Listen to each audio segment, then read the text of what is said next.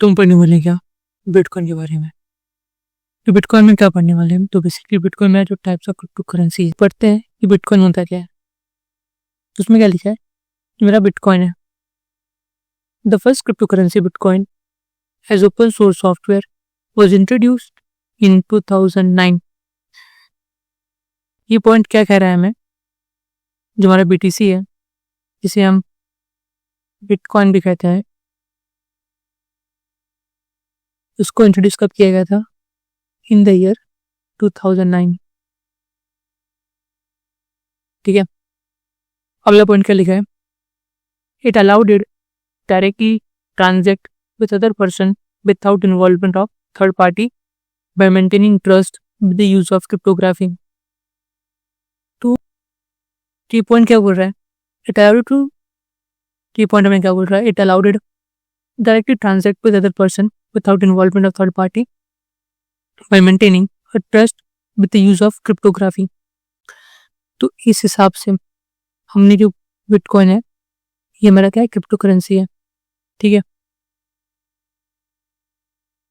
इसका जो डिस्कवरी किया गया था हमने, क्रिप्टो करेंसी का जो डिस्कवरी है ये क्यों हुआ था, ताकि जो डे टू डे लाइफ के अंदर ट्रांजेक्शन परफॉर्म हो रहे हैं उसमें से जो हमारी थर्ड पार्टी की इन्वॉल्वमेंट है उसको हम एलिमिनेट कर सके। एलिमिनेट कर सके किसकी, इन्वॉल्वमेंट ऑफ थर्ड पार्टी का। ठीक है, वो यहाँ पे लिखा हुआ है, it allowed it directly transact with other person without involvement of third party by maintaining trust with the use of cryptography। अगर हम यहाँ पर जो थर्ड पार्टी को निकाल रहे हैं तो हमारा ट्रांजेक्शन कैसे परफॉर्म होगा। ठीक है, तो यहाँ पे हम एक कॉन्सेप्ट लिखाते हैं हैश का। ठीक है, हैश का कॉन्सेप्ट लिखाते हैं कि यहाँ पे क्या होता है, हमारे पास जो हमारा ट्रांजेक्शन होगा जब उसको हम नेटवर्क के अंदर सेंड करते हैं। ठीक है, तो नेटवर्क में जब वो इंटर करता है तो उस नेटवर्क के अंदर काफी सारे नोड होते हैं। ठीक है, अभी नोड क्या है, जब इस नेटवर्क के अंदर मेरा ट्रांजेक्शन और ये ब्लॉक के फॉर्म में होता है, ये भी इसके अंदर आएगा, तो जितने भी इसके अंदर मेरे नोड रहेंगे उसको वैलिडेशन करना स्टार्ट कर देंगे। ठीक है, अब जब भी वैलिडेशन करते हैं इसके अंदर तो उनको एक नॉन्स की वैल्यू फाइंड करनी पड़ती है। नॉन्स की वैल्यू कुछ और नहीं, बेसिकली मेरा एक रैंडम वैल्यू होता है। रैंडम वैल्यू होता है जो मैं डिस्कवर करना पड़ता है। रैंडम वैल्यू को पाने के बाद हम इसके ब्लॉक के साथ जो हमारा ब्लॉक है उसको हम इस नॉन्स की वैल्यू के साथ ऐड करके इनका एक हैश जनरेट करते हैं और इस हैश को हम वैलिडेट करवाते हैं कंसेंसस लेके। उसके बाद तब जाके हम इसे ब्लॉकचेन के अंदर ऐड करते हैं। तो इस तरह हमारा कुछ ये पूरा प्रोसेस काम करता है। जो अगला पॉइंट लिखा है वो क्या लिखा है, hashing creates identifier which is unique in blockchain. This identifiers are used for block transactions and addresses. जैसे मैंने आपको बताया कि ट्रांजेक्शन परफॉर्म करना होगा अगर मुझे नेटवर्क के अंदर, तो हम यहाँ पे जो ये ट्रांजेक्शन था मेरा एक ब्लॉक के फॉर्मेट में होता है। इस ब्लॉक के फॉर्मेट में मेरा ट्रांजेक्शन लिखा होता है। ठीक है, फिर इसी ब्लॉक को हम नेटवर्क के अंदर सेंड करेंगे। उसके बाद वहाँ पे जितने भी नोड अवेलेबल होंगे वो अपना कंसेंसस प्रोवाइड करेंगे। उसके बाद हम इसे वैलिडेट करा के ब्लॉकचेन में ऐड करते हैं। ठीक है, तो यहाँ पे जब ये वाला पार्ट होता है जो ब्लॉक होगा, ठीक है, तो ये हमारा एक हैश फॉर्मेट में होता है। तो जो इसके अंदर जो हमारा ट्रांजेक्शन लिखा होगा, ठीक है, जो ट्रांजेक्शन होगा हमारा ये हैश फॉर्मेट में होगा। ये हैश फॉर्मेट में होता है। इसी हैश फॉर्मेट का इस्तेमाल करके जो हमारे नोड्स होंगे वो नोड्स की वैल्यू फाइंड करेंगे। फिर उस नोड्स की वैल्यू को प्लस इस ब्लॉक में लिखे हुए ट्रांजेक्शन को साथ में ऐड करके उसका भी एक हैश निकालते हैं। अब जो मेरा हैशेस है काफी ज्यादा यूनिक होता है। यूनिक क्यों होता है, मतलब अगर मेरे पास एक आर्बिट्री आर्बिट्री साइज का मेरे पास अगर इनपुट होगा, ठीक है, आर्बिट्री साइज मतलब होता है कि किसी भी रैंडम साइज का कोई फिक्स साइज ना होगा जिस फाइल का, उसे हम आर्बिट्री कहते हैं। तो ये हैशेस क्या करता है, हैशेस एक फिक्स्ड साइज का आउटपुट देता है, साइज में आउटपुट देगा, और जो हमारे आउटपुट होगा काफी ज्यादा यूनिक होता है। अगर मैं इस इनपुट में कुछ स्लाइड भी चेंज करूँ, ठीक है, कुछ अगर मुझे चेंज करना हो डेटा, अगर हल्का भी कुछ चेंज करूँ तो जो उसका आउटपुट है काफी अलग बनेगा। मतलब हर एक इनपुट का एक अलग आउटपुट बनता है और जो कि यूनिक होता है। तो यहाँ बता के रखा है, hashing create identifiers which is unique in blockchain. The identifiers are used for block transactions and addresses. ठीक है, जिसका अगला पॉइंट लिखा है क्या, इन बिटकॉइन हैशेस आर 256 बिट और 64 character and blockchain uses secured hash algorithm that generate 256 bit hash which you called SHA 256. अब मेरे पास यहाँ पे इनपुट होगा, इनपुट में हमारे पास क्या होगा, ट्रांजेक्शन्स होंगे या फिर कोई और अदर फाइल्स हो सकता है। ठीक है, जब हम इसे हैश फंक्शन में ऐड करते हैं, हैश फंक्शन क्या होता है, हैश फंक्शन बेसिकली हमारा जनरेट करता है हैशेस, ठीक है, और ये हमें फिक्स्ड आउटपुट देगा, ये हमें फिक्स्ड आउटपुट देगा। अब जो मैंने हैश फंक्शन का इस्तेमाल किया हुआ है कुछ और नहीं, SHA 256 होता है। ये क्या होता है, ये मेरा 64 बिट्स होता है। 64 बिट का मतलब होता है 8 bit is equals to 64 bytes is equals to 1 byte. ठीक है, तो इतना अमाउंट ऑफ बिट्स वो मुझे एज आउटपुट देता है।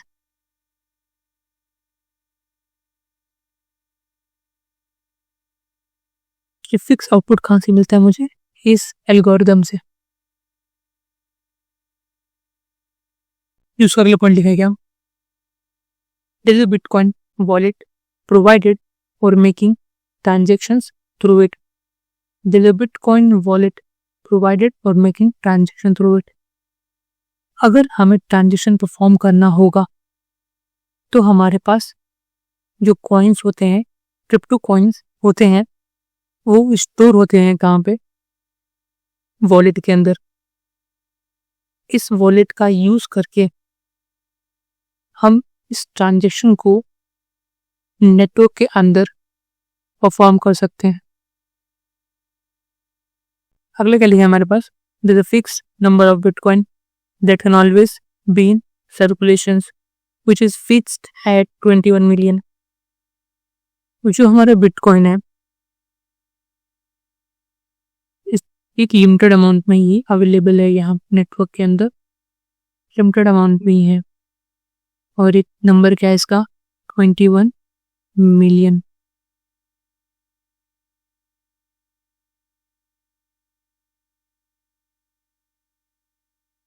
अगला पॉइंट क्या है इसका, this is in contrast to government currency which reduces value of money already in circulation if more currency is printed and brought in circulation. इस फॉर्म में क्या लिखा है, this is in contrast to government currency which reduces value of money already in circulation if more currency is printed and brought in circulation. तो अगर suppose कोई country है, ठीक है, उसने जो उसकी करेंसी है उसने ज्यादा अमाउंट में प्रिंट करा दी है, ठीक है, प्रिंट जो कराया है बेसिकली उसको मार्केट में सर्कुलेट करना पड़ेगा। तो उससे क्या होगा, जो इस करेंसी है अगर ज़्यादा प्रिंट हो चुकी है, इसको आप मार्केट में सर्कुलेट करते हो, तो एक करेंसी की जो वैल्यू होती है मार्केट के अंदर वो डिक्रीज हो जाती है। तो इस करेंसी की जो हमें वैल्यू होती है वो मेंटेन करनी होती है। कि ये हमारा फिजिकल करेंसी के अंदर होता है, बट बिटकॉइन में ऐसा नहीं होता, क्योंकि बिटकॉइन में एक लिमिटेड अमाउंट ही हम उसको एक्सट्रैक्ट कर पाएंगे। The value of bitcoin is dependent only on market supply and demand.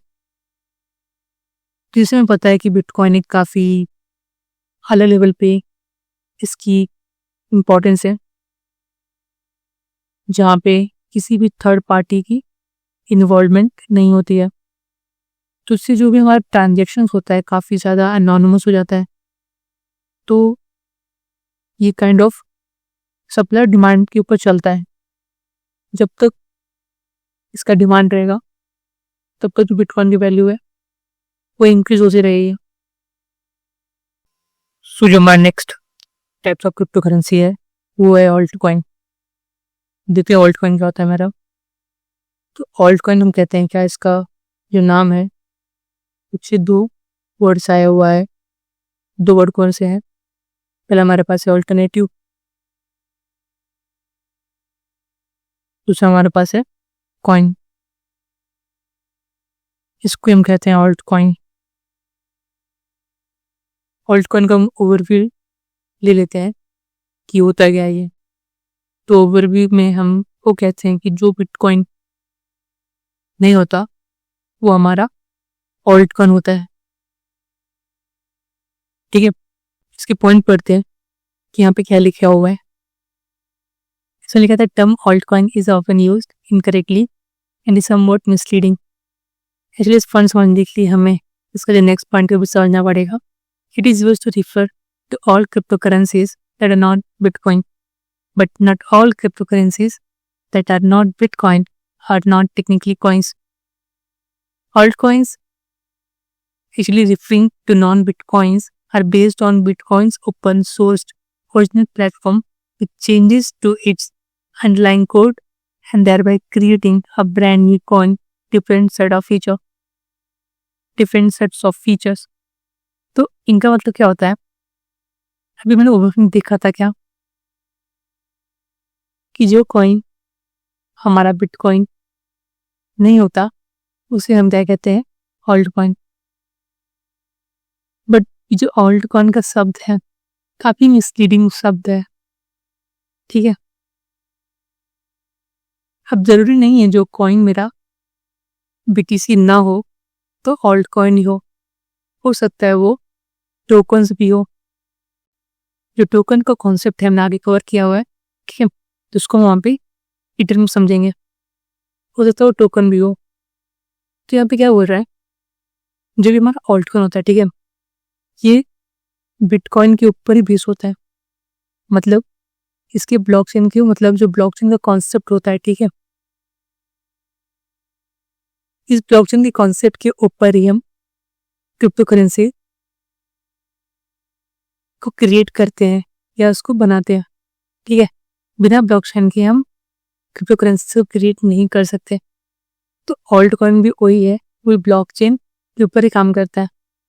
Basically हम क्या करते हैं, करेंसीज के अंदर कुछ सेट ऑफ फीचर्स होते हैं, उन सेट ऑफ फीचर्स को हम चेंज कर देते हैं और चेंज करने के बाद जो हमें यहाँ पे करेंसी या बनाते हैं या फिर हम क्रिएट होती है उसी को हम ऑल्ट कॉइन कहते हैं। मतलब इन सम वर्ड जो हमारा ऑल्ट कॉइन है वो इनडायरेक्टली रिलेटेड है किसी बिटकॉइन से ही। ठीक है, तो यहाँ पे क्या लिखा है, it is use to refer to all cryptocurrencies that are not bitcoins. यहाँ पे ऐसा कहना है कि जो क्रिप्टो करेंसीज होती हैं वो बिटकॉइन सारी नहीं होती हैं, but not all cryptocurrencies that are not bitcoins are not technically coins. तो इसमें ऐसे बताया मैंने कि जितने भी यहाँ कॉइन है, ठीक है, जरूरी नहीं हो कि जो बिटकॉइन नहीं हो ऑल्ट कॉइन नहीं हो सकता है वो टोकन्स भी हो। ठीक है, वो यहाँ पे लिखा है, उसका लिखा है based on bitcoin's open sourced original platform with change to its underlying code. जैसे हमें पता है कि क्रिप्टो करेंसी होता है, ठीक है, अगर हम इसे ऑनलाइन, एक्चुअली हमारा डिजिटल करेंसी होता है। डिजिटल करेंसी के अंदर हम बेसिकली क्या करते हैं, इसे कोड करते हैं। कोड करके, मतलब इसके जो फॉर्मेट होते हैं, जो भी इसके प्रोटोकॉल्स होते हैं, हम उसके अकॉर्डिंग ही लिखते हैं। तो यहाँ पे लिखा है कि the creating a brand new coins with different set of features. तो इन्हीं कोड को हम चेंज करके एक करेंसी को क्रिएट कर सकते हैं। ठीक है, वो यहाँ पॉइंट में लिखा हुआ है। अब आगे बढ़ते हैं, देखते हैं जो हमारा नेक्स्ट पॉइंट लिखा है वो क्या है। Coin will typically differ in block production speed, the total supply of coins in circulation, transaction processing speed and other features. तो जैसे मैं आपको बताया, जो हम कोड लिखते हैं क्रिप्टो करेंसीज को क्रिएट करने के लिए, ठीक है, तो उनमें हम कुछ चेंजेस करते हैं, कुछ सेट ऑफ फीचर्स ऐड करते हैं, और ये सेट ऑफ फीचर्स चेंज करते ही हम उस क्रिप्टो करेंसीज की, हम एक उस क्रिप्टो करेंसी को एक नया लुक प्रोवाइड कर पाते हैं, या फिर एक नए नाम से जान पाते हैं। ठीक है, तो जो सेट ऑफ फीचर्स है ये क्या क्या होता है वो देखने वाले हम। तो इसमें जैसे कि हमारे पास क्या हो सकता है, जैसे इसमें हमारा वो ट्रांजेक्शन का प्रोसेसिंग स्पीड हमने उसको इंक्रीज कर दिया हो या फिर डिक्रीज हो गया हो। ठीक है, उसका अगला पार्ट है ब्लॉक प्रोडक्शन स्पीड, जो हमारा ब्लॉक का प्रोडक्शन है वो हमने इंक्रीज कर दिया हो या फिर डिक्रीज हो गया हो। तो इन सेट ऑफ फीचर्स की हेल्प से ही ये चेंजेस हो पाते हैं, और एक चेंजेस हो पाने के कारण हम न्यू क्रिप्टो करेंसीज को देख पाते हैं। तो इन्हीं जो हमारा न्यू क्रिप्टो करेंसीज होता है उसे हम ऑल्ट कॉइन कहते हैं। जिसका अगला पॉइंट लिखा है, the main features that are common to all altcoins are as follow. तो उसमें कुछ कॉमन फीचर्स होते हैं वो हम देखने वाले हैं ऑल्ट कॉइन्स के अंदर। वो क्या होते हैं, पहला मेरे पास है कि वो P2P नेटवर्क में अपनी करेंसीज को माइन करते हैं। P2P नेटवर्क क्या होता है हमारा, जैसे P2P नेटवर्क समझने के लिए पहले मैं समझना पड़ेगा कि हमारा ट्रेडिशनल नेटवर्क क्या होता है। ट्रेडिशनल नेटवर्क के अंदर सपोज डेट हमारे पास ये नेटवर्क है, ठीक है, यहाँ पे हमारे पास है सर्वर। अब अगर समझो जो मेरा ये A है, अगर उसको ट्रांजेक्शन करना है B के पास, तो पहले ये रिक्वेस्ट सेंड करेगा सर्वर के पास, फिर सर्वर चेक करता है B के रिगार्डिंग, फिर उसके अकॉर्डिंग फिर यहाँ से ये उसे मैसेज सेंड करेगा। उसके बाद फिर जो A है सर्वर को ट्रांजेक्शन देगा, कुछ अमाउंट ऑफ ट्रांजेक्शन प्रोसीड करेगा। ठीक है, उसके बाद ये B को प्रोसीड करेगा। ठीक, हमारा होता है ट्रेडिशनल नेटवर्क इस तरह काम करता है। बट P2P नेटवर्क कैसा काम करता है, इस नेटवर्क के अंदर से वो इस सर्वर को ही निकाल देता है। मतलब नेटवर्क के अंदर कोई भी सेंट्रल अथॉरिटी, ठीक है, सेंट्रल अथॉरिटी या फिर सर्वर का जो server in the sense server जो रहेगा, ठीक है, बैकएंड का जो प्रोसेसिंग होता है, ठीक है, बस कि हम उसको वो चेंज करते हैं। बैकएंड का जो चीज होता है बस हम वही चेंज करते हैं। सर्वर तो हो गई, क्योंकि अगर हम डिजिटल क्रिप्टो करेंसी की बात कर रहे हैं तो डिजिटल बेसिकली बैकएंड ही होता है, तो सर्वर तो ये होता है। बट यहाँ पे जो सर्वर की जो ट्रेडिशनल नेटवर्क के अंदर काम होते थे बस हम उसे ही चेंज करते हैं। ठीक है, तो यानी वो सेंट्रल अथॉरिटी है, तो ये हम इसको इस ये वाले मतलब P2P में इन्वॉल्व नहीं करते हम। तो उससे जो हमारा नेटवर्क हो जाता है, क्या हो जाता है, उसमें कोई भी सेंट्रल अथॉरिटी का इन्वॉल्वमेंट निकल जाता है, या फिर उस सेंट्रल अथॉरिटी को हम इंटरमीडिएरीज के नाम भी जानते हैं, तो उसको हम एलिमिनेट कर देते हैं। तो यहाँ लिखा है they are peer to peer digital currency that involves a mining process. ठीक है, अलग है लिखा उसने, the process they possesses their independent blockchain. ठीक है, ये वाले पॉइंट का क्या मतलब है, इसमें जो हमारा नोड हुआ, ठीक है, नोड्स होता कौन है, यूजर्स ही होते हैं, उन्हें ही हम नोड्स के नाम से जानते हैं। तो ये क्या करते हैं, जब भी नेटवर्क के अंदर कोई ब्लॉक आता है, ठीक है, अब इस ब्लॉक को वैलिडेट करना पड़ता है। वैलिडेट करके ही हम बेसिकली इस ब्लॉक को ऐड कर पाते हैं ब्लॉकचेन के अंदर। तो ब्लॉक क्या है, तो ब्लॉक अंदर ही हमारे ट्रांजेक्शन्स होते हैं, और इस ट्रांजेक्शन को हम वैलिडेट करा पाते हैं with the help of consensus mechanism के थ्रू हम इसको वैलिडेट करा पाते हैं। आफ्टर कंसेंसस के बाद हम इस ब्लॉक को ब्लॉकचेन नेटवर्क के अंदर ऐड कर पाते हैं। तो जो एक कंसेंसस वाला पार्ट होता है, ठीक है, इसमें हर नोड का अपना एक इंडिपेंडेंट ओपिनियन होता है, ठीक है। तो उसमें अगर वो चाहे तो ब्लॉक को वैलिड कर सकता है या रिजेक्ट कर सकता है। अगला मेरा क्या बोल रहा है, they possess characteristic of money. Of course अगर इसका कॉमन फीचर क्या है, थर्ड वाला, कि वो एक फिजिकल मनी का कैरेक्टरिस्टिक फॉलो करता है। फिजिकल मनी की जो कैरेक्टरिस्टिक्स होते हैं उनको फॉलो करता है, तभी जाके हम ट्रांजेक्शन को परफॉर्म कर सकते हैं। जैसे पता है कि मनी की वैल्यू होती है, ठीक है, और मनी की अगर वैल्यू होगी तभी जाके हम इस वैल्यू को ट्रेड कर पाएंगे। अगर इसकी जो बनी होगा उसको कोई वैल्यू नहीं होगा तो हम उसे ट्रेड कर ही नहीं पाएंगे। तो आज करके जो ये वैल्यू वाला पार्ट है, जो कैरेक्टरिस्टिक है, ये हमारा जो कॉमन फीचर है ऑल्ट कॉइन का, ये अपने अंदर ऐड करता है।